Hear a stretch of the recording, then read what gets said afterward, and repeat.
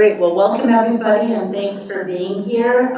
It is Thursday, September 5th, our September Policy Committee meeting. And we have a fairly short agenda, and then at 4:30 we have our Committee of the Whole.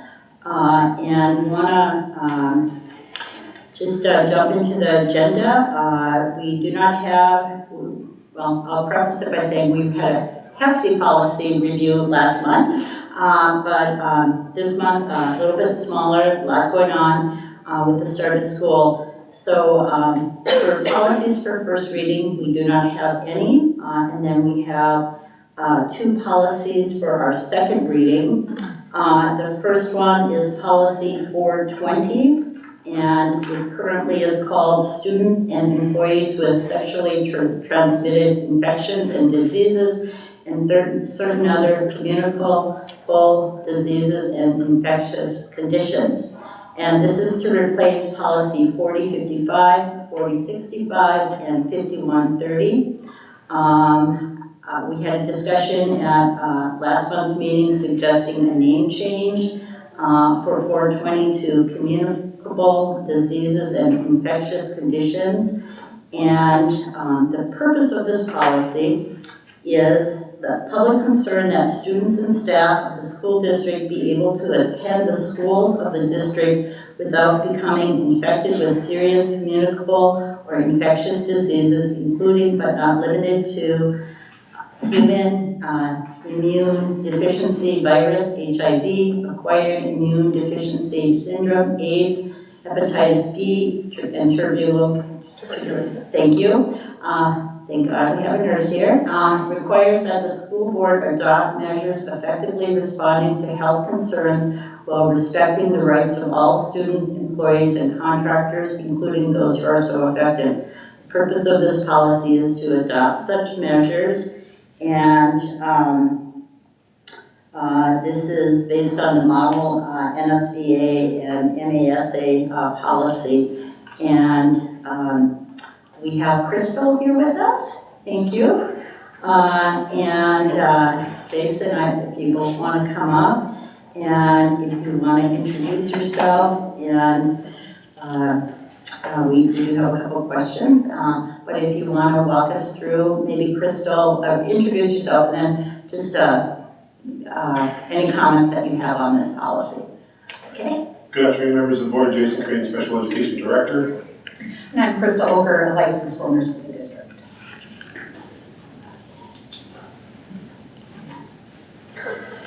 So just to answer the first question, the district is more than fine with the recommendation to change the name a little bit. It had a little bit of attention getter statements in there that the recommendation to downsize that to communicable disease and infectious conditions is more than acceptable.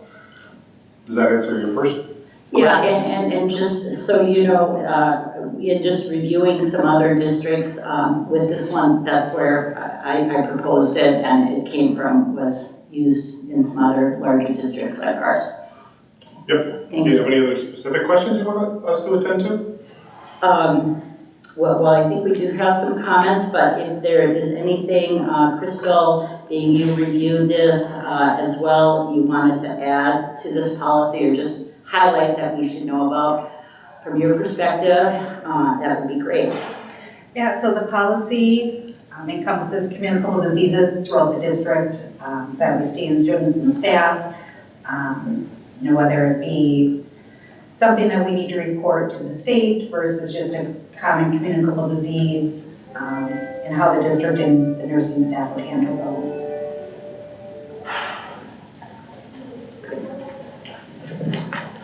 So I will open it up for questions or comments for the second reading. Member Microsoft? Yeah, so I'd love to have a little bit of a discussion about a change that I would like to propose. And that is within the purpose, where it specifically calls out 4 different illnesses or conditions, including not limited to HIV, AIDS, hepatitis B, and tuberculosis. And I would propose just striking that. And I have 3 reasons for that. First is that when it refers to AIDS, AIDS is actually a syndrome that's caused by the HIV infection. So calling AIDS a communicable disease is inaccurate from a pathophysiological standpoint. I also just been doing some research and noticed that the Minnesota Department of Health actually has like a very lengthy list of reportable diseases, like over 100, right? And so to only pick out these 4 seems to make them seem like they're more important than the others, but the other ones are also just as important for us, making sure that we're doing our due diligence of reporting those other ones as well. And then also just taking it a step further to call out these 4 conditions can sometimes lead to some adding to the stigmatization that happens over the many decades with some of these conditions. And so by just removing them and just keeping it as communicable diseases, infectious conditions that are reportable to MDE, I feel like that might be more all-encompassing and not picking out specific ones. And so just wanted to get your perspective as a licensed school nurse who's been working in our districts, if that's something that still keeps the meat of the policy as it needs to be. If there's any reasons that you're aware of that we do need to have those specifically stated within the purpose. Yeah, so I'm not aware of any reasons why we need to have those 4, and I'm not sure why we chose to put those 4 in. Removing those would not change the meat of the policy. The content would remain the same. Sure. So just to comment that obviously this is an MSB policy that is generic, pushed out to all districts across the state of Minnesota, and I agree with Crystal, it would not change the message of the purpose, and we don't know why they called out just the 4, but your recommendation is an excellent recommendation, Ms. Weisel. And it seems as though there are some state statutes that when we do have outbreaks or clusters of tuberculosis, there is some guidance on having further testing at specific school sites. If there is some kind of exposure to hepatitis B, the district is responsible for making sure that employees get the vaccine and treatment for that. And so perhaps that's why it got pulled in and put in there, however long ago they first wrote that. But again, I'm glad to hear that, it's possible that we can just strike those 4 things from the purpose without really changing the important parts of the policy itself. And I was also recalling our MSBA training we had earlier last month, and when they were talking about policy work, they said that actually the purpose statement is an area where they recommend that districts personalize it a little bit more based on the needs of their particular district or the thoughts that they have, and I appreciate and echo the concerns that you have about those particular pieces within. And I would also suggest that maybe we consider even changing the initial wording, because where it says public concern that students and staff be able to attend schools of the district without becoming infected with serious diseases, it almost feels like it's trying to heighten concern, maybe unnecessarily. And is there a way that we could phrase that in a way that it was focusing on health and safety of all students, no matter what their status. Yeah, I'm just trying to think of how we might flip that wording so that it's not about we're keeping you safe from this scary stuff, but rather we want to make sure our schools are safe for all, no matter what your status. Would that be something we want to consider, or do we want to just strike the diseases?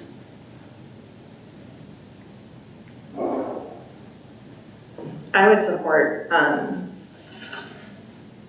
adding or switching up some of the language, but would need to think about a little bit more unless someone else has suggestions that they can say on the fly. What's the procedure given this is a second reading? Do we need to come up with that, or do we take some time to do that and come back to next month's meeting to finalize this, or just tell me the procedure? I think if it's a minor change, we can maybe pass it. It will be reviewed again, but if we kind of change the intent, I guess, is when We have to come back. Yeah, we have to come back, or we can just bring it back next month too. That's. Can we take the time to make that Mr. Magus recommendation before the board votes on it and make sure that it's transparent with the board before the vote? It will be anyway, because it's something that all board members will receive as In part of the the packet? book. Okay. Yes. We can, in those situations, sometimes we send it to board members even ahead of time. Okay. For their review.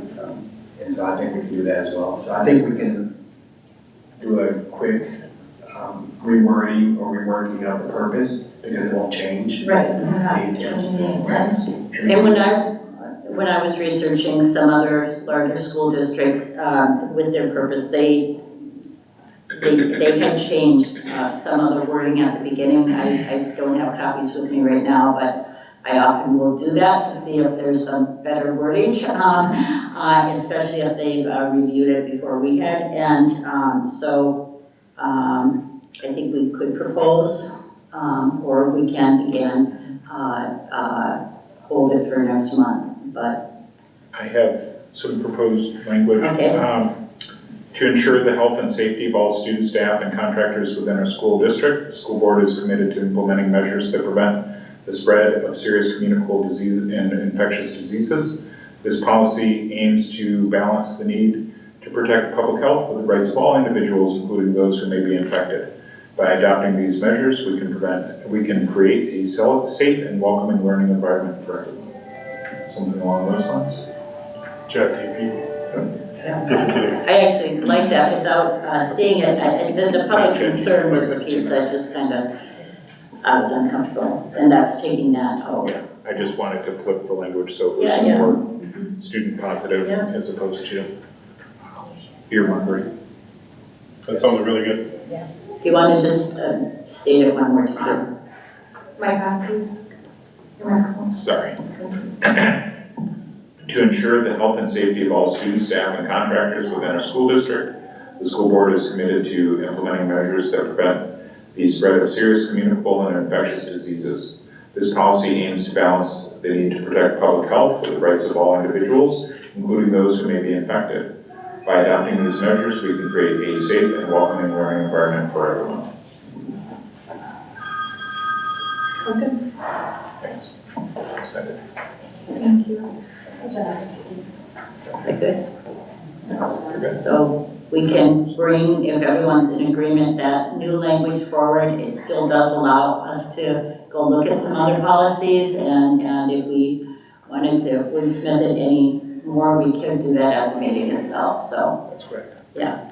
So, Sounds good. okay, great. Thank you. Thank you, Gemini. Thank you. Thank you so much. Thanks for being here, thank you, Crystal, and Jason. Okay, then the next policy for second reading is policy 403, discipline, suspension, and dismissal of school district employees. And let me go to that one. The purpose of this policy is to achieve effective operation of the school district's programs through the cooperation of all employees under a system of policies and rules applied fairly and uniformly. And I don't know if anyone was going to speak towards that one. I can speak to that. Our executive director is tied up with another situation right now, but I think it's important for us to have a policy that speaks to the proper discipline, suspension, dismissal of school district employees. We certainly never are looking for that type of situation. We want to make sure that we're avoiding that type of situation, but ensuring that we have constant or consistent protocol is very important as well, both from a protection of our students or our staff, and making sure that as employees, employee rights are protected. So it's balancing all those things together. Let's see here. The model policy is attached, and there I'm not sure if there's anything else that you would add, Patty. So, Just that this would be a new policy for us. Yes. Yeah.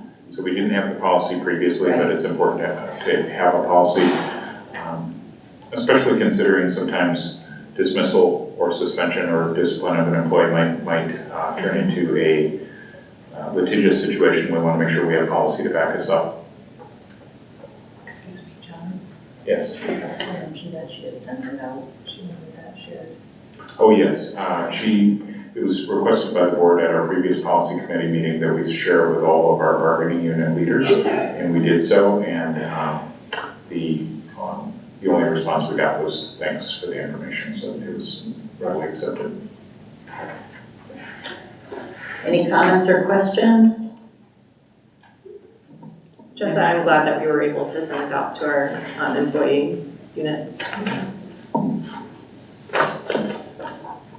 Okay, so both of those will be on our consent agenda this month.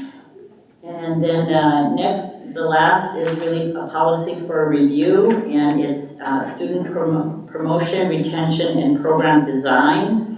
And what the main thing with that one was taking out the world's best workforce. Again, this was a legislative statute change.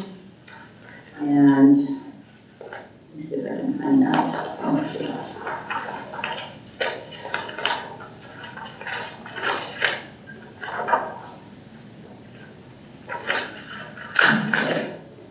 The purpose of this policy is to provide guidance to professional staff, parents, and students regarding student promotion, retention, and program design. And then again, under section C is where the change was all programs will be aligned with creating comprehensive achievement in civic readiness, taking out the world's best workforce.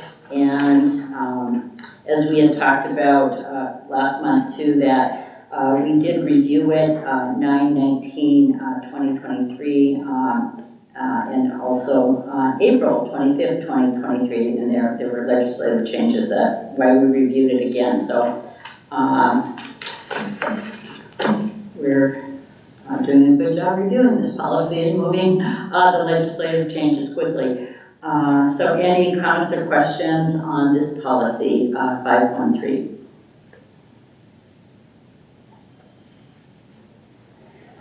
Okay, I see no questions.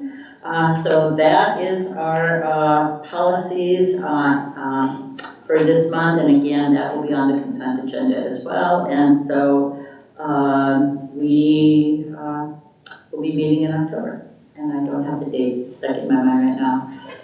Yes? October 1st. At October 1st, thank you, my daughter's birthday. Hope I remembered that. Okay, well, great, thanks. And again, just really appreciate having lots of eyes on all of these policies and comments as we bring them forward. That shows that we're a really good working committee. And again, thank you, Patty, for your leadership in just keeping us moving with particularly the legislative changes with the policies. So thank you. Okay, we are done. We have a meeting at 4.